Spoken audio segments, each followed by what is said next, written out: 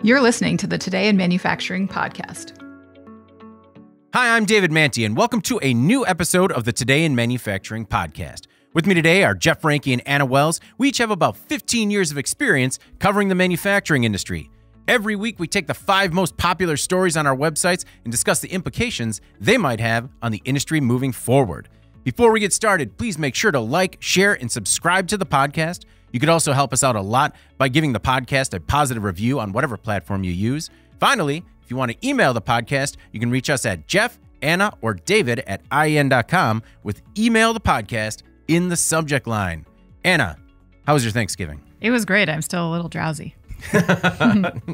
I'm drowsy, but in more of an alcohol way.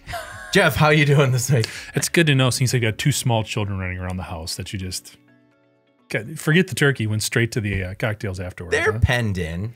Okay. I mean, good to know. Yeah. Everyone's safe at the Manti household. Everyone's safe. It's a post-bedtime cocktail. Just put an umbrella in the bottle. Yeah. Singular. Yeah. 1 bottle a day. That's it. All right. Before we get started, I also want to thank everybody for reaching out regarding the Today in Manufacturing t-shirts. We do still have a couple of those. If you're interested, please email us.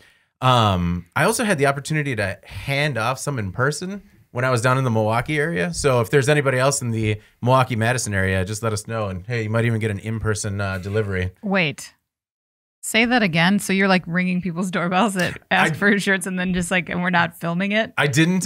We should have. Overtly doing this? There actually might be ring footage because I saw that there was a ring on the door and I dropped the dropped it in the mailbox. And just the ring, the light around it flashes. And so there's just a lot of hokey pictures of me like, hi, thanks for supporting the podcast. And oh my God.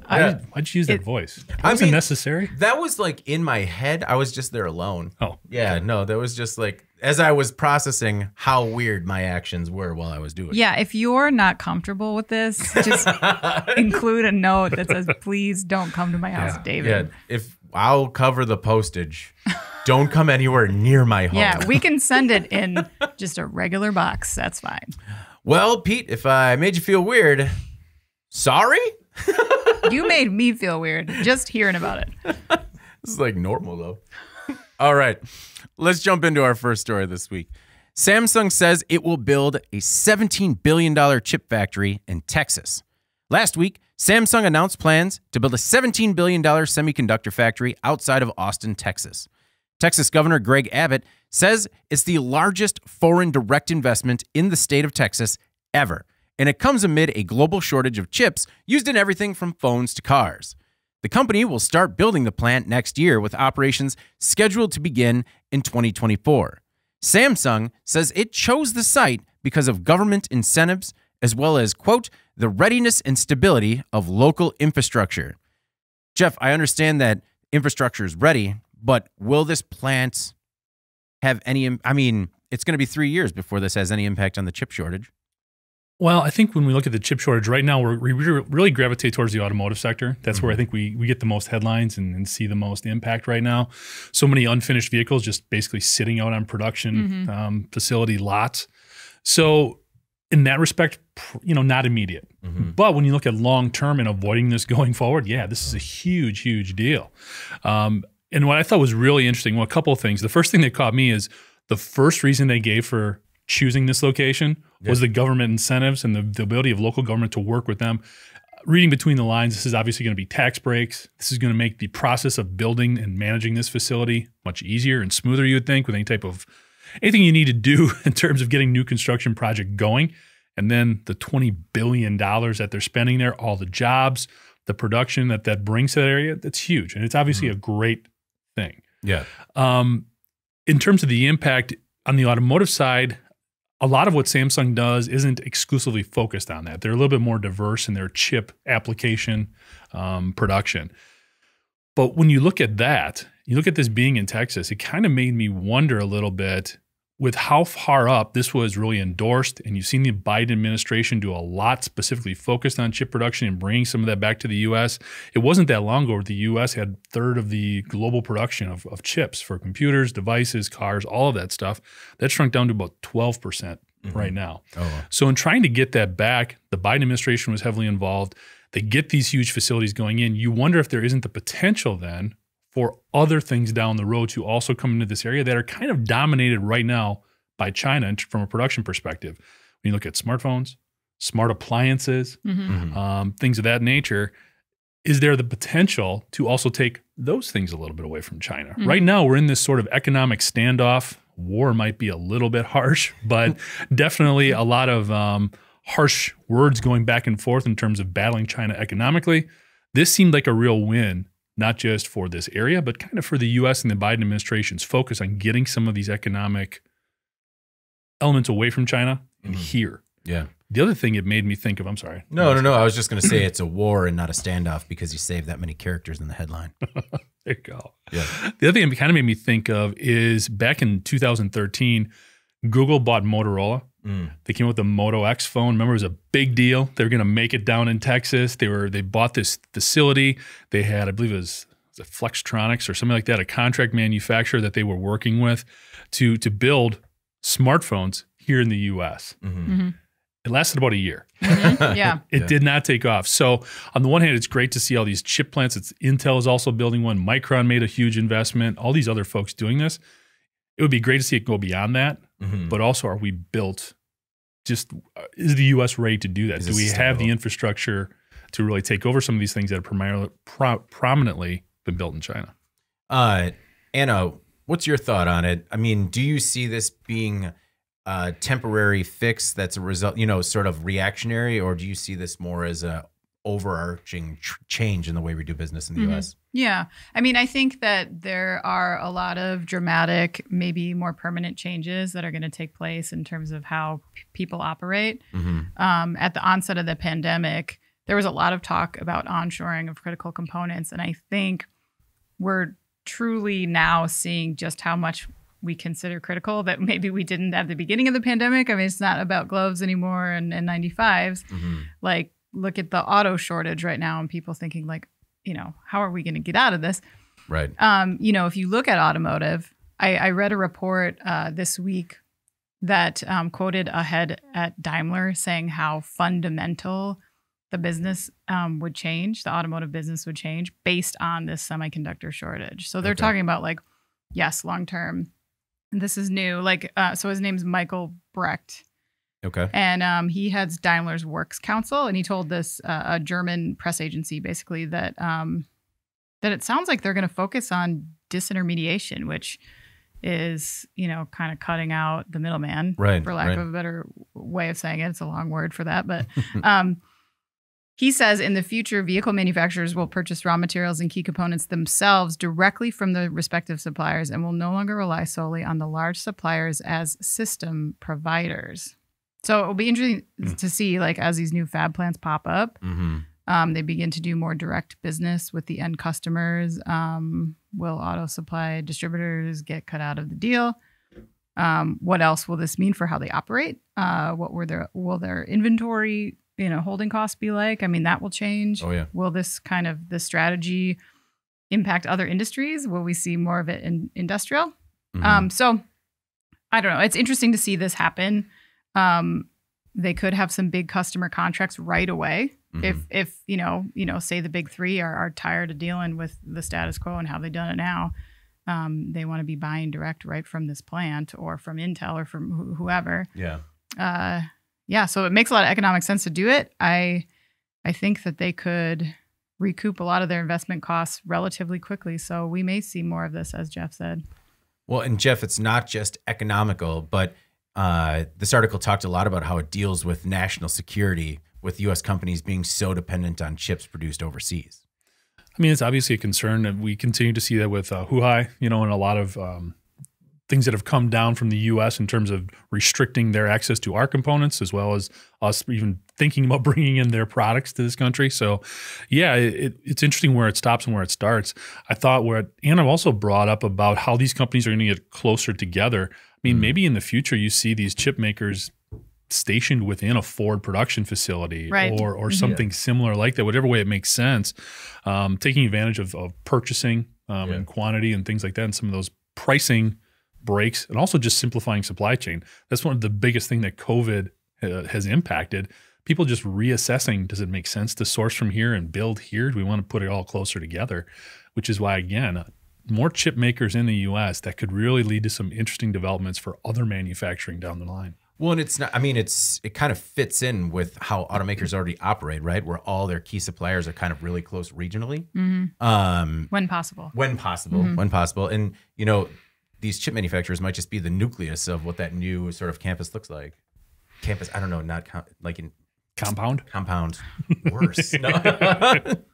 Come to our industrial compound. All right. Our next most popular story this week, it's the Great Resignation for CEOs as well. A new report from Heidrick & Struggles, a recruiting firm, suggests that the Great Resignation isn't only for the average worker.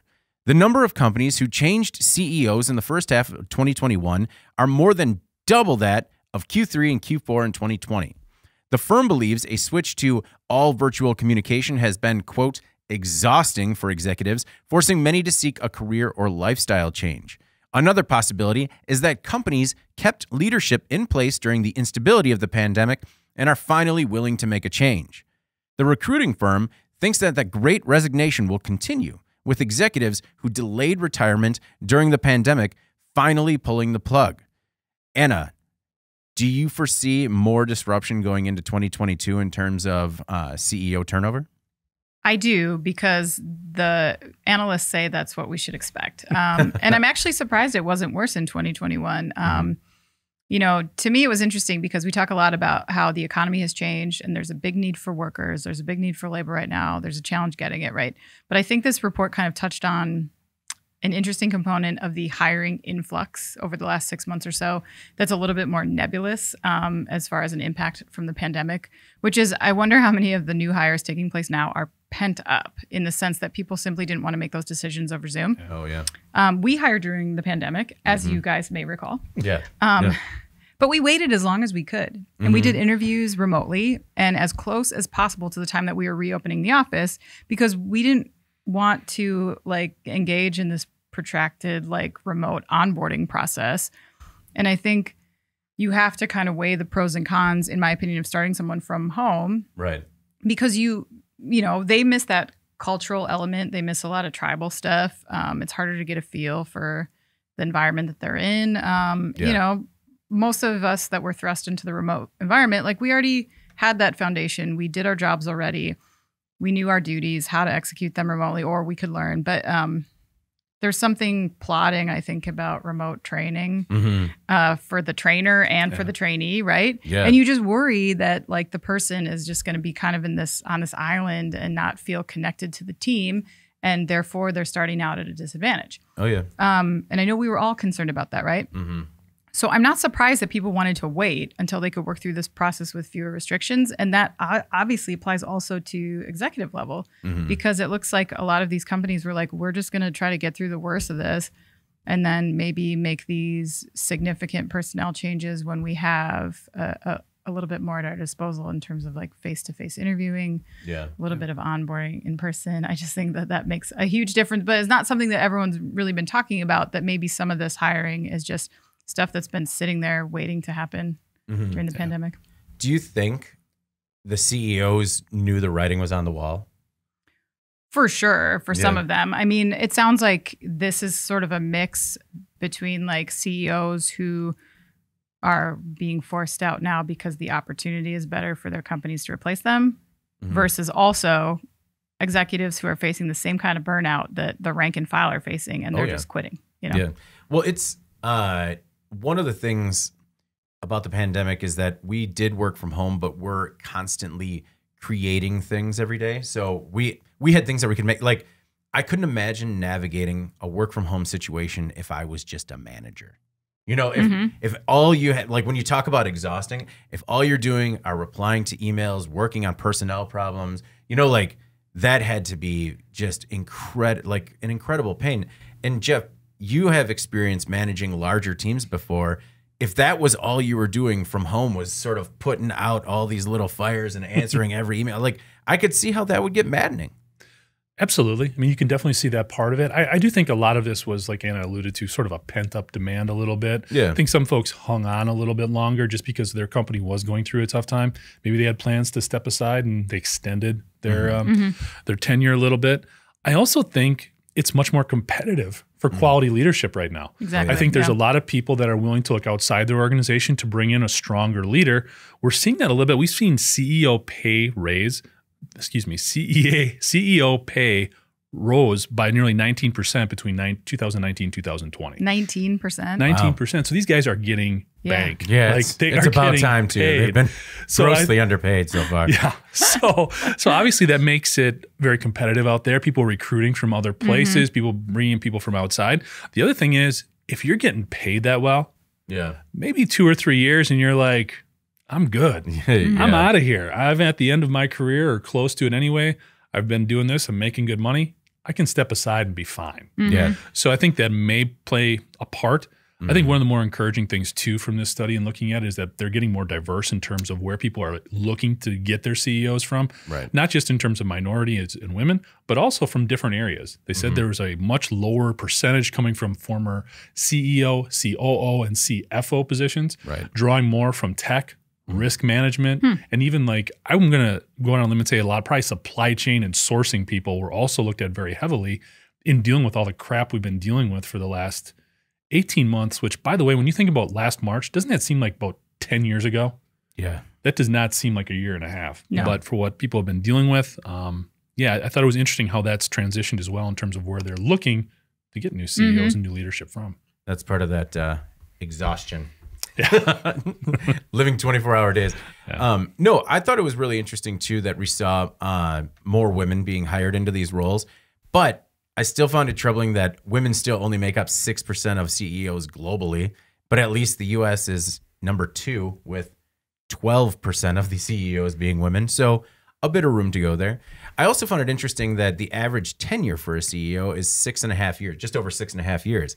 But so, and a part of me is torn because I hear a number like 19% pay increase, and it's just like, what's enough? But we've seen how bad CEOs, bad leadership can destroy a company in a handful of months. We have seen that. We have seen it. And it doesn't take long. Yeah. Yeah. It's like from the first meeting, you're like, where is that resume? It's dusty and it's going to need a polish. Like, no, so what are your thoughts? Was there a question? And I got caught in a flashback there. She's like, oh, I remember that. Everyone, oh, no, not again. Excuse our Don't silence. make me relive. As we're all in our shell shock. Yeah, man, that was a bad time. No, so I wanted to get your thoughts on the more women being named CEOs and still a lot of room to grow there, but also in terms of the average tenure being like 6.5 years. Yeah, I don't know if that's unusual or not. I'm sure it depends on the company. I mean, you see a lot of these folks come in and they specialize in like turnaround scenarios and they only do these short gigs, 3-4 years, whatever, and they figure it out and then they move on. Yeah. So I don't know, maybe there's a lot of turnaround scenarios right now. Yeah. Well, I think you can get bored with it too. Like you said, if it's primarily a management type role, you're not really creating as much stuff. If you're basically, fixing the boat from sinking and getting it back on track, then maybe you just want to move on for something new, something different. I also found it encouraging / maybe I should get it together because 25% were appointed before the age of 45. I'm just like, man, I mean, that's still pretty close, actually. It doesn't seem old anymore. It seems close. That's not good. But the average age were 49 in terms of when they were appointed. I don't know. I just find stats like that interesting as to what the average CEO sort of looks like. I did find it kind of cool that they were going outside of traditional roles. It wasn't just a CFO or COO being appointed, which, kind of seems like a tired legacy. I think that the tenure kind of goes into what we're seeing in product life cycles shortening. Like it's much more of a now, things are changing more rapidly to adjust to consumer demands, regardless of what you're producing. I mean, just even in our jobs, we don't make an actual physical product, but think about how things have changed over the last 3 or 4 years in terms of how we go about things and put things out. So that tenure maybe being on the shorter side could really be a reflection of the fact that everything is sped up. We're going quicker, faster. We're burning through new ideas more quickly. Right. So maybe those folks do need to transition out, get some new blood in there, a different way of looking at things. Yeah. Right. When a CEO leaves and says, it's just, I need a better quality of life. And it's just saying a lot about that company. It's just like, it's been bad for a while, guys. Bad for a while. All right. Our next most popular story this week, dead crew members stuck aboard cargo ships. On November 19th, the Wall Street Journal reported numerous instances of bodies of crew members who have died aboard cargo ships that had to be stowed in onboard food freezers. Restrictions at many ports as a result of the COVID-19 pandemic have prevented crews from unloading bodies suspected of being infected with the coronavirus. Corpses are reportedly stuck on cargo ships for months at a time. In one particular example, a captain of a cargo ship died in April, and his body was put in the ship's walk-in freezer where it spent 6 months. The company was denied by 13 different countries that refused to take the body and wasn't offloaded until October. Now, Jeff, I understand that there are a lot of difficulties and questions and ongoing changes with the managing the coronavirus pandemic, but that just seems miserable for every family and coworker involved there. Yeah, I cannot even imagine what that would be like. Number one, just those who are close to those crew members as friends and coworkers, and then obviously for their families who are just waiting to sort of get that final piece of what they need to move forward. Right. You know, so really, yeah, a very, very tough, awkward situation all the way around. The one thing, and I guess I should, preclude this by saying I am not a health official in any way, shape, or form, but according to all the research I've done, unless you really go out of your way to like stick your finger in their mouth or up their nose, you cannot get COVID from someone who is deceased. Okay? So a lot of this feels like a lot of these ports of entry, because they're dealing with so much other crap right now, they just have not updated their ways of processing these types of situations, which is sort of understandable because there is so much going on right now from a logistics and supply chain challenge. But at the same time, man, this seems like an easier one to help people get past and move on with what they need to do day to day. And it's just really is updating those regulations. Excuse me. The other part of it is actually moving a deceased body is really difficult. It's just tough because not only do you need a place to actually take it, then you also need somebody who is actually approved to handle and ship that. Right. So you need to deal with like a funeral parlor or something like that on both ends of the situation. So it is logistically very, very challenging. And again, I think with a lot of these shipping companies dealing with so much other stuff, it's expensive, it's difficult. It probably, as kind of weird as it sounds, just goes to the bottom of the to-do list because it's sort of managed. Well, and there's so many other things going on. Yeah. I mean, you talk about some of the intricacies of it that are causing the problem. Under the Maritime Labor Convention, insurance companies do need to contribute to the cost of burying or cremating a dead seafarer. However, it doesn't say that they have to get the body home. And another one of the issues, Anna, was that you actually can't offload the body until you have a coroner come on, determine how the person died, and that's when you can make the move. So it was reading the article in the journal, I just found a lot of interesting challenges for already understaffed crews. But it's okay for them to move the body into a freezer. I don't know. I mean, I feel like a lot of the humanity elements of the supply chain crisis are really getting glossed over here. I think it's easier to focus on the goods and the shortages and the ships waiting at port and how difficult it is for Christmas and blah, blah, blah. But no one's really talking about how difficult it is for the people that are tasked with moving these container ships. The Wall Street Journal ran an article last month about how the number of cargo ship crew members that are basically being abandoned at sea, where the ship owners will just they won't pay them or they won't pay to ship them back. It spiked last year and it's on track this year to be worse. Some of it comes back to what's happening in this report. Like ships are not being able to dock or unload. They're searching for ports to access. The International Transport Workers Federation, which is the union for these types of workers, is calling the conditions a global humanitarian crisis. And the Wall Street Journal says that trade disruptions caused by the pandemic and the nature of the competitive, lightly regulated global shipping industry has helped drive the increase in the number of stranded sailors. And it sounds like part of it is due to heavy consolidation in this industry. There's a lot of the shipping is in the hands of 5 or 6 companies. So these smaller outfits are under so much pressure to do this, that sometimes their debts get too high. They encounter a maintenance issue that they can't afford to fix something, and they just leave their ships. They don't, and so then these crews are like stuck out there. So I don't know. I just think the story is just more evidence about how these people are being treated.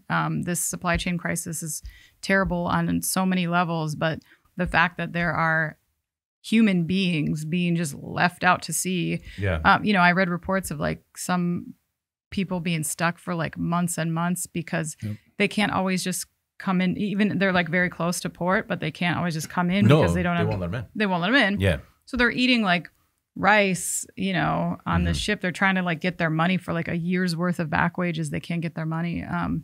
So the surge in this activity has prompted China, Indonesia, and Philippines, who are like the world's largest seafaring nations, to propose the establishment of a seafarers mutual emergency fund to help abandoned crews.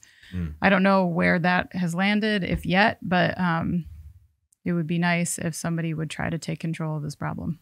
The anger was definitely, there are quotes in the article in the journal. One in particular was from the captain of the Newmax bulk carrier, who said, "We are spending our lives here on board to bring the goods to your house. What do we get in return? We're not allowed to even be ill. We just have to die." So it sounds like a lot of the anger and frustration. I mean, I feel like it's been there for, 6 to 12 months already, because some of these people, like you said, have been stranded in these very terrible conditions for a while without a real light to look towards. Yeah, it's pretty awful. Well, and we've covered a number of stories about safety incidents occurring on these types of ships as well. Well, when you're not taking care of people and they have to worry about getting paid and getting food, it's not a surprise that those things pop up as well.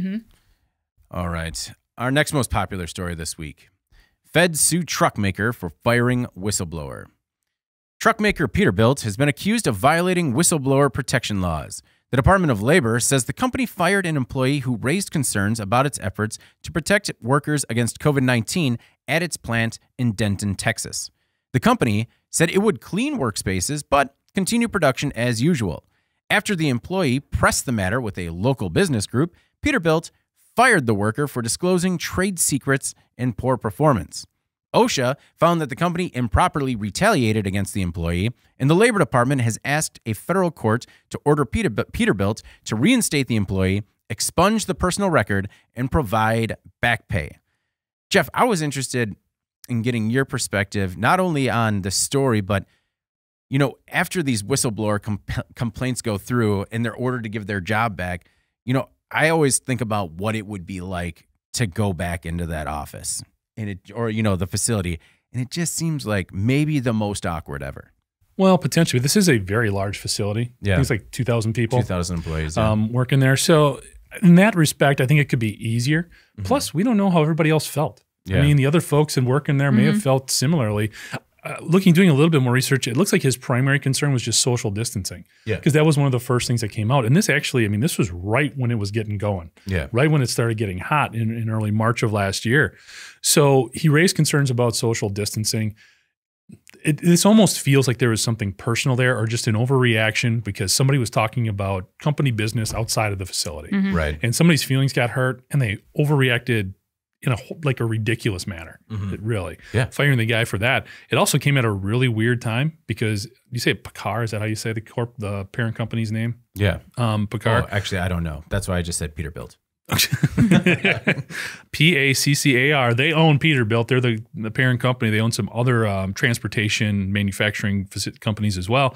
They closed all of their facilities for 2 weeks, from March 24th to April 6th. They shut them all down because things were so crazy with the pandemic at that point. Right. So this workers' concerns were basically realized by the parent company a couple weeks later. Yeah. So yeah, bad. This just looks like bad management all the way around here at this Peterbilt facility. And again, we've talked about this before, sometimes it feels like management is just really out of touch with the current state of what workers are dealing with. And this probably could have been fixed very simply by bringing the guy and saying, hey man, we are dealing with it. We're trying to figure this out. Just keep it in the family. We'll figure it out here. You don't need to go to the local chamber of commerce to sort of air our dirty laundry. It definitely sounded like there was a lot of that frustration from both sides in the story where, the worker wanted action and answers, and the company was kind of like, we're figuring it out, man. You know, because that was still at a time where people didn't know exactly what to do in terms of making sure that everyone was safe in the office. The regional OSHA administrator, Eric Harbin in Texas or Dallas, said, quote, every worker has the right to report safety concerns of any kind without fear of retaliation. And Anna, I read that statement and I just thought there will always be fear of retaliation. Yeah. And I think it's important to point out just how fine the line is between what's considered whistleblower type activity. Because like the DOL report says that this person was terminated after expressing their concerns publicly. And in this case, it was via a local business group. But for many, that public outlet, I think, is social media, right? Right. We've all seen it. In many instances, I believe your employer can fire you for sounding off online or elsewhere about your job. So what's the difference here? Well, because it relates to a workplace safety situation, it falls under protected activity. Oh, okay. And that's fortunate for this employee who may or may not have known this, but likely their attorney did. But let's not forget that like the at-will status of many of the nation's workers like means that they can be fired for a lot. Any reason, yeah. Yeah. So, I mean, most complaints are not considered protected speech. So maybe keep that in mind before taking it to the streets. I was kind of reading up on this because I was curious. Even if your comments are made on like so-called private social accounts, if they can be discovered and shared with your employer, you can be subject to disciplinary action, apparently. So that said, if your comments are about working conditions and they are like they can't be disproven, then you're in better shape legally. But even so, if you make insensitive public comments about things completely unrelated to your job, but if they're deemed to be like, off color or offensive or insensitive, whatever, you can be fired and the National Labor Relations Board will like uphold that usually. So because it was safety related, this person was protected. That's not always the case. Right. So all he did, in my understanding, maybe I missed something. He sent an email to the Chamber of Commerce, right? Right. Yeah. So because it was publicly recorded, I think that's why they were mad. But my point is that most people feel comfortable, I think, sounding off, or they have, sound off publicly via their social media accounts. That's another way that this stuff gets out there. And I don't think people should necessarily feel safe, like they're going to get backed up. Yeah. I don't think people ever think about the consequences of what they're putting on social media and how that can cost them their job. Right. I agree. So according to the Denton Record Chronicle, the employee reached out to the Denton Chamber of Commerce to see if anything was being done to address COVID-19 concerns at the Peterbilt plant. The chamber not only told the employee, bring it up with your manager, but then forwarded his email to the plant manager as well. So just really didn't put him in a good position. Well, that feels like a chain of command type thing, though. I think that makes sense to because me. he went to his manager, didn't get an answer that he liked because, they just said, we're going to clean, it'll be all right. Didn't think enough was being done. So went to the Chamber of Commerce and they're just like, this is the largest employer in the town also with 2,000 employees. So, I feel like the town, no matter what, is not going to side with the worker. It's just going to be like, hey man, you got to go talk to them because we need Peterbilt. Yeah. I don't know. It was just, that was the one thing that kind of stuck out with me a little bit, where this person goes to the chamber looking for help. And they're just like, not only are we not going to help you, we're going to make sure your bosses know that you're trying to rock the boat. Yeah, I know. Yeah, that's a good point, I guess. Yeah.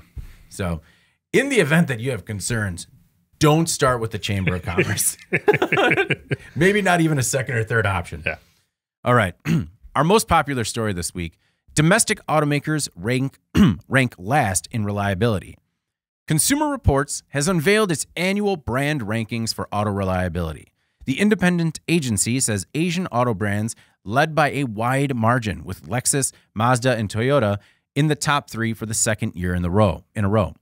Consumer Reports uses a point scale from 0 to 100, and the average ranking falls within 41 to 60 points. Asian automakers have an average score of 62, European average 44, and dead last are domestic brands, though not by a wide margin, but the average score was still 42 points. The only domestic brand to make the top 10 was Buick, which came in at number 5. Last place was awarded to the Lincoln with only 18 reliability points, and just ahead was Tesla which earned just 25 points. Anna, what were your thoughts on domestic automakers doing so poorly when it comes to reliability? My first question is, what's a Buick? Yeah, have you ever even seen one of those lately? I just bought one. You did? Yeah. Oh, okay. They'll be in the parking lot. It's in the parking lot? It's next. I hope it's parked next to you. I hope it's parked next to your car. Nope, we just bought an Enclave. Congratulations. I hear it's very reliable. I hope so. Look, I think when you hear the term reliability, you're thinking a vehicle deemed unreliable as like a bricked vehicle in your driveway. Yeah. But this composite score from Consumer Reports takes into account like all the bells and whistles, all like the new electronics and stuff. So companies like Tesla, who have built in a lot of fresh and emerging tech into their vehicles, like by way of non-critical features, I guess, like full self-driving, for example, they can really drag the score down here. And when we refer to domestic automakers, Tesla is one, even though we don't think of them. We think of like the Detroit 3. It's not just the Detroit 3.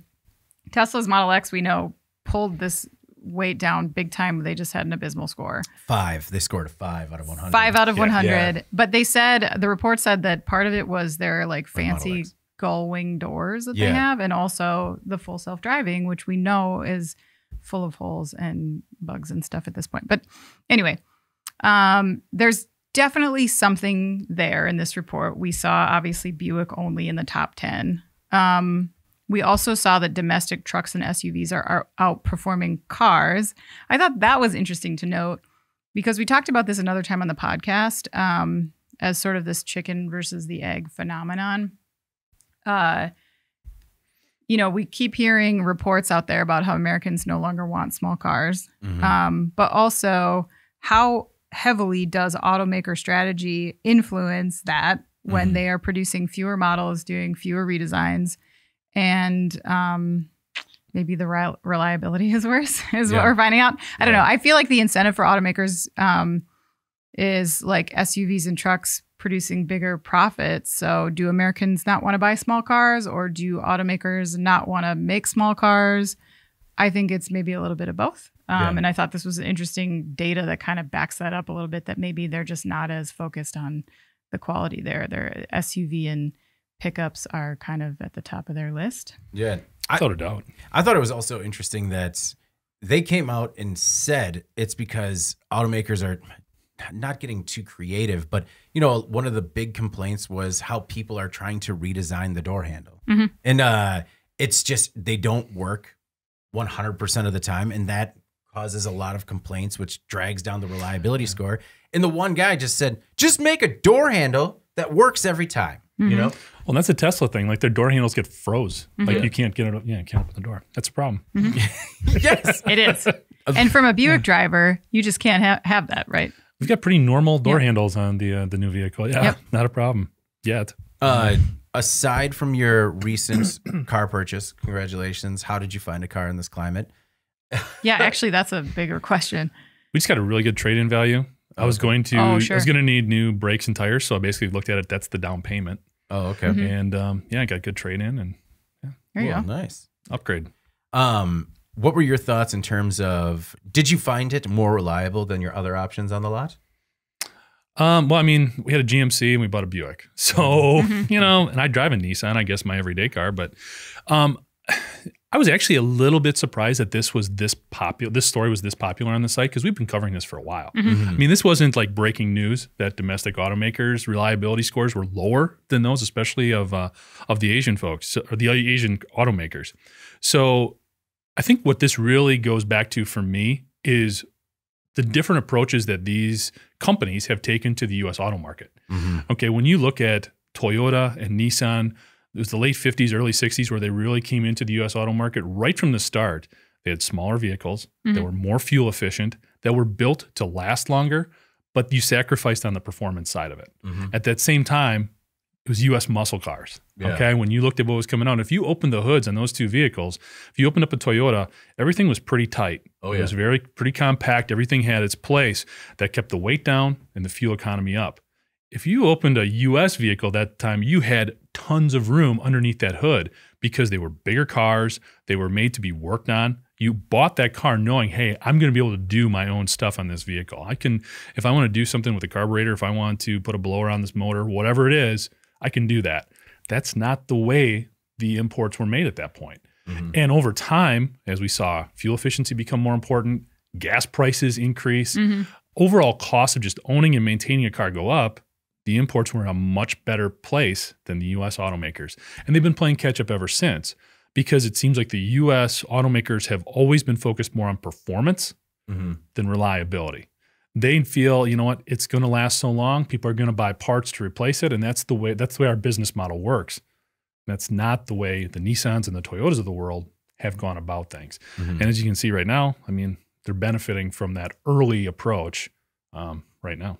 I wonder if we'll see some of this flip as you know, Toyota has been kind of dragging a little bit with the EV, going with more of the hybrid approach, and some of the other automakers saying they're just going to go full in EV. I wonder if that's going to change. I'm sure that it will impact the list. I mean, they did like a special breakout on EVs, Consumer Reports did when they did this. And there's a lot of issues, but it's emerging tech, so you would expect that. But it'll be interesting to see like if it evens out or if it just once it's a full portfolio. I'm actually coming around a little bit to Toyota's thought there, because when you look at all the supply chain issues that are coming about with all these rare earth elements that are needed for the lithium ion batteries, man, you know, some of that hydrogen stuff doesn't look so bad. I mean, if you can get an infrastructure in place to keep those vehicles fueled, I don't know, maybe they could, I can see where they could see themselves having a competitive advantage with that type of approach. Yeah, no, agreed. But I think also that hybrid type approach is to, you know, give people that sort of safety net. So the most reliable car is the Lexus GX. The Kia Niro EV was number 2, which I found interesting that it was just a Kia. Toyota Prius Prime and the normal Prius, Cadillac XT5, the Mazda MX-5 Miata, Honda Insight, Toyota Highlander, Subaru Crosstrek, and the Mazda CX-9 round out the top 10. The least reliable car, the Mercedes-Benz GLE.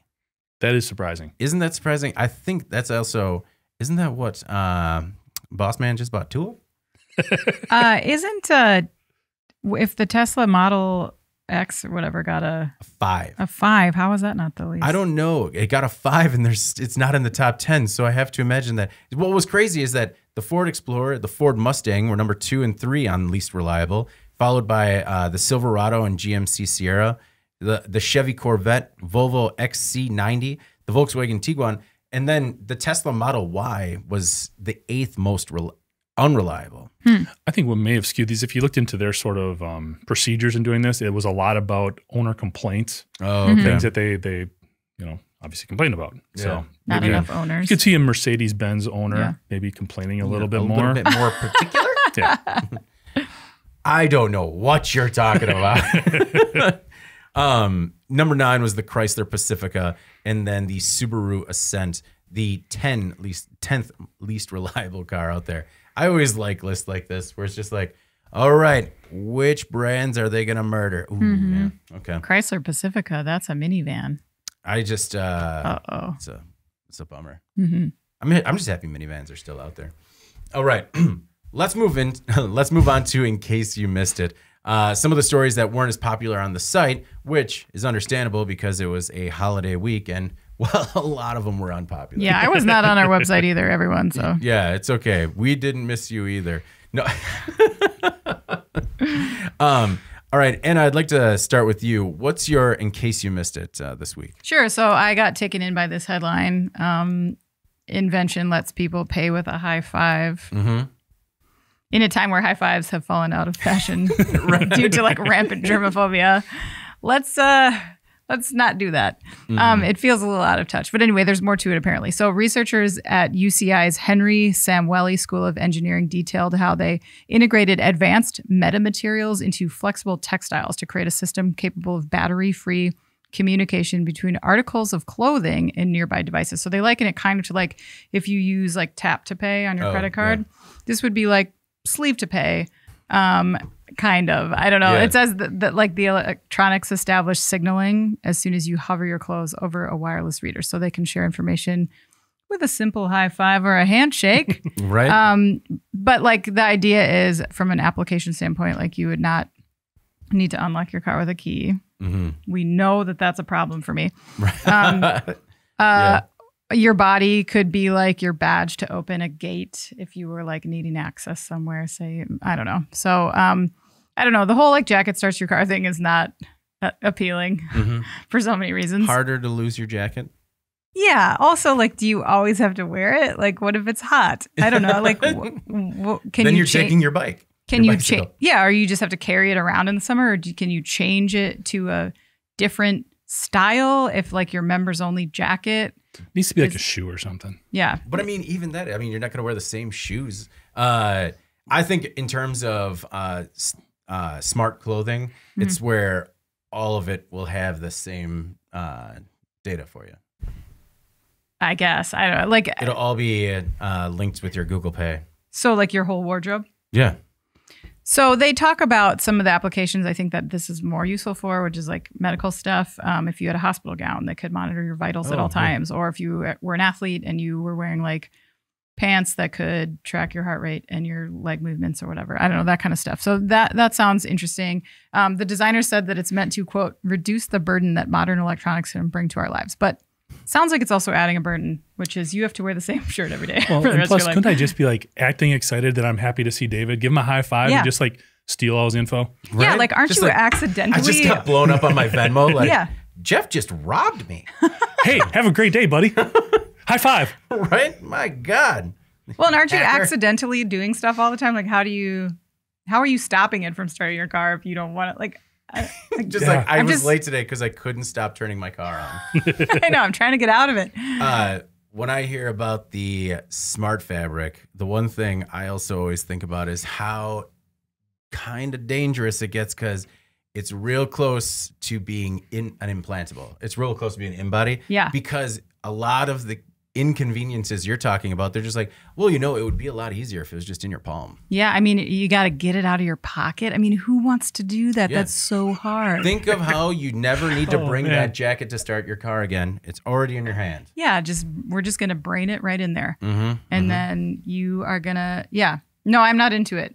Yeah. I'm also not into the thought of like going to the grocery store and high-fiving the person behind the register. Do you high five them through the giant fiberglass wall now? They do not want to do that, by the way. No one wants to do that. They don't even want to take cash. So yeah, No. high five would definitely be intrusive. They do not want to touch your hand, scientists. They don't want cash, but there's a change shortage. So if you could help them out that way, just like, Right. this makes no sense.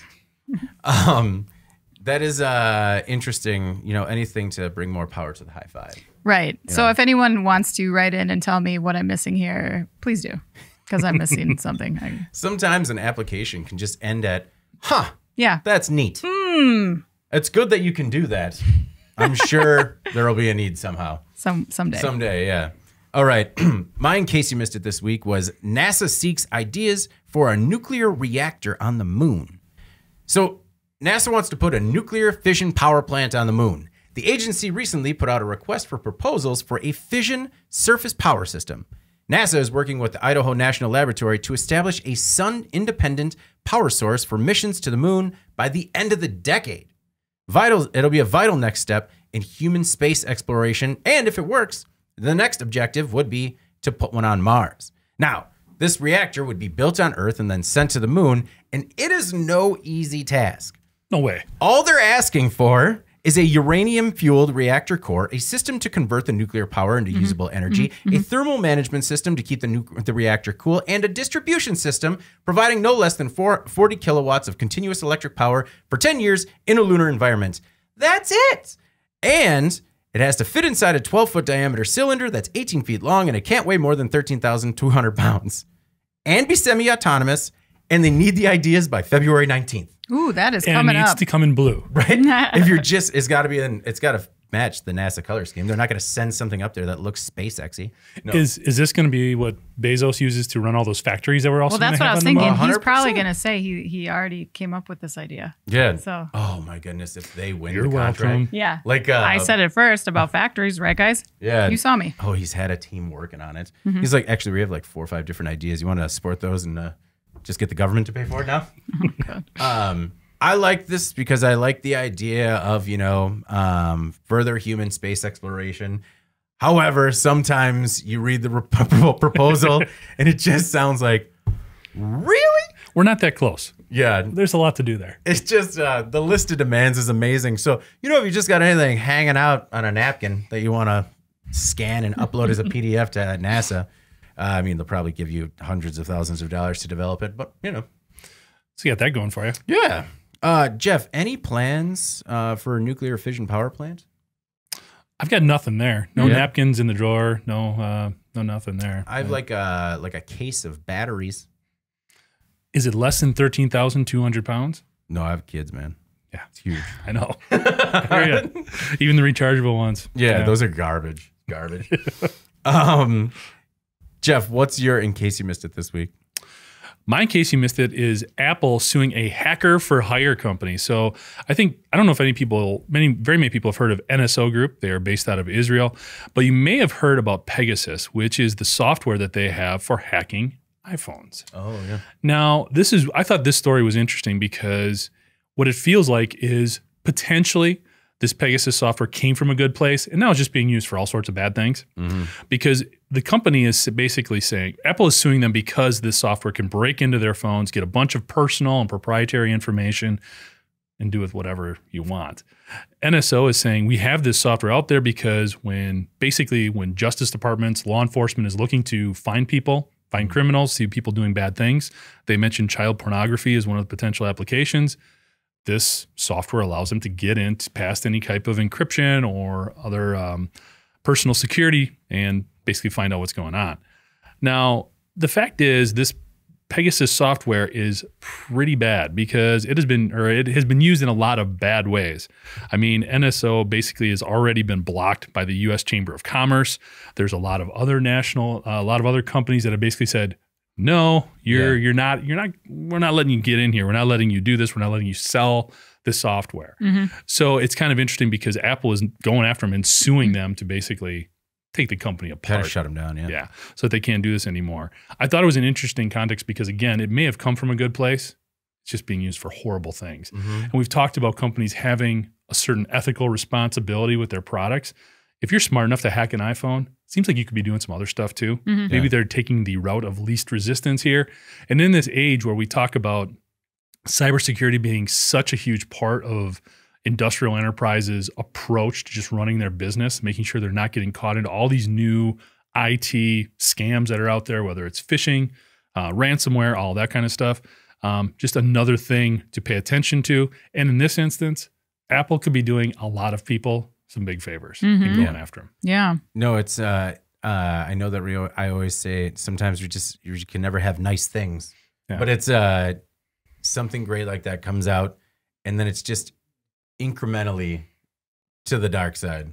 Well, and this is one of those, again, basically the way that this software is usually downloaded or attacks a phone, it's through an app. So you can't even tell what you're downloading, or one of those spammy text messages that you get. Oh. So if somebody clicks on that or just opens it to see what's going on, responds to it, Pegasus is in there doing its thing. So people are trying to hit me with that at least twice a day.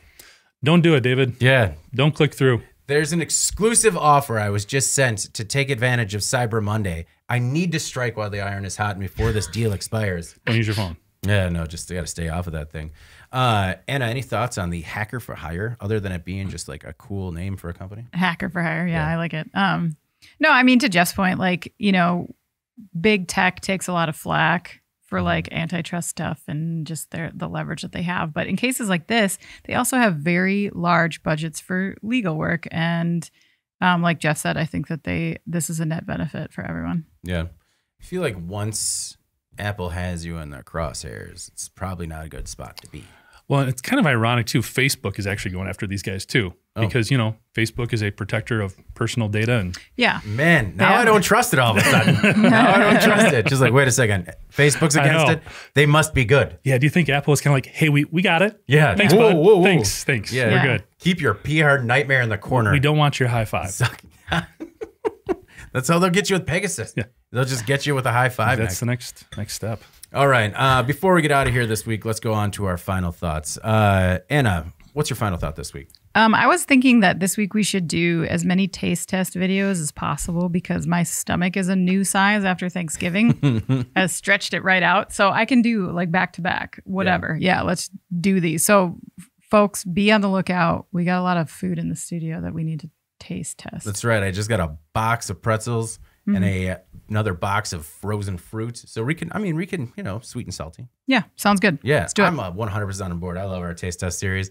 Despite people watching our Arby's vodka taste test and just thinking that my reaction suggests I can't handle my liquor when it just means that I'm at a certain level now. They're not completely wrong. Yeah, maybe you can't.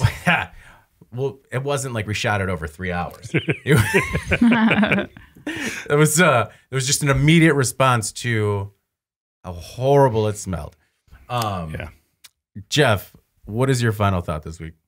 Final thought is how my Thanksgiving has changed a little bit. Usually I always look forward to football. And I started watching the football games and then just got dragged into like with all the streaming content that's out there. Just thought I'd switch over. And before I knew it, like the football games were over and I had watched Tiger King again. Oh, boy. Bears-Lions was not a very exciting game though. No. And like the Cowboys-Raiders game, that was a good game. But like, I don't know, just with all of this other stuff there is out there to consume, if it's not the Packers or Badgers, like it just takes a back seat for some reason. And Tiger King 2 was excellent. It's ridiculous. That'll be the next podcast. Just breaking that down. It raised more questions than answers, you guys. I'm on episode 1 and I'm just like, I got to take these one at a time. One at a time. There's too much coming at me. No, I do. And I really appreciate everybody sort of sticking around an extra day before we released the podcast because it was, we were kind of stuck in whether or not we do it the week before and everything is potentially dated and old or just put it out a day later. So we apologize for that. And thanks for, checking it out the next day. I hope that everybody else had a good holiday.